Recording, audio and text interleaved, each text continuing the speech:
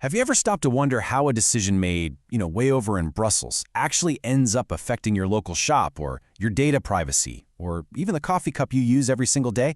Well, let's get into it because we're about to demystify exactly how European Union law becomes a real part of our daily lives here in Ireland. So this is the big question, right? How do these rules travel from the EU institutions all the way down to become the law we follow in Dublin, Cork, or Galway? It can seem a little complicated, but the EU has a pretty specific toolkit to make it all happen. And understanding that toolkit is, honestly, the key to figuring out how our country really operates inside the Union.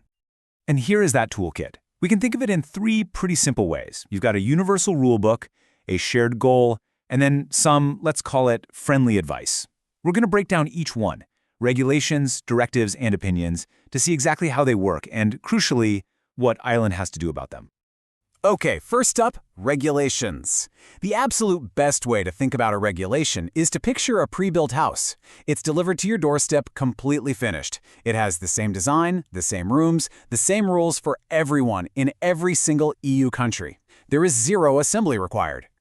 Now, the key phrase you need to remember here is directly applicable. That's what gives regulations all their power. It means the second an EU regulation is passed, boom, it is the law. It doesn't need to ask for permission. It doesn't need to be rewritten into a new Irish law. It just applies everywhere, creating a level playing field from Lisbon all the way to Dublin. So what's Ireland's role in all this? Well, our government's job isn't to write the law. It's to enforce it. The house has been delivered, so our job is to make sure everyone living inside follows the rules. That's exactly why we have bodies like the Data Protection Commission. They are the local enforcers of these massive EU-wide laws. And the perfect example, the one we all know, is the GDPR, the General Data Protection Regulation. That wasn't an Irish idea that we just decided to adopt. Nope. It was a single, massive rulebook on data privacy handed down to all member states at the same time. Every single business in Ireland, from the biggest corporation to the smallest startup, had to comply with it, directly from day one.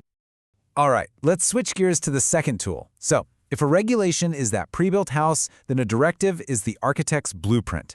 The EU provides the final goal, let's say build a 3-bedroom energy-efficient house, but it leaves the choice of bricks, paint, and all the construction methods up to each individual country. What really defines a directive is this mix of a binding goal with that national flexibility. So the what, the objective, is decided by the EU. But the how, the method, is totally up to Ireland. Every country has to get to the same result in the end, but we can all get there using our own legal tools and traditions. So what does this mean? It means, unlike with a regulation, the Irish government has homework to do. It has to take that EU blueprint and actually build the house by passing its own laws. This whole process is called transposition, and it always comes with a strict deadline. It's how we make sure that the EU's goal fits neatly into our existing Irish legal system. A really great example of this in action is the Single-Use Plastics Directive. The EU set the goal. We have to drastically cut down on single-use plastic waste. But it was Ireland that then decided on the specifics, which items to ban first, what kind of schemes to introduce, and how to enforce it all. We're all building to the same blueprint, but our local construction looks a little different. And finally, we have opinions. So if regulations are the pre-built house and directives are the blueprint, an opinion is kind of like getting some friendly advice from the architect. They might lean over and say, solar panels, they're going to be a huge deal in the future. You should really think about adding them. You don't have to listen, but it's probably a very good idea. The most important word here is non-binding. An opinion has zero legal weight. It's what's known as soft law. The EU is basically just flagging an issue, sharing its point of view, and suggesting a direction to go in without forcing anybody's hand. So Ireland isn't legally required to do a single thing. But does that mean we ignore it? Absolutely not. Smart governments and savvy businesses see an opinion as a massive hint about what's coming down the line.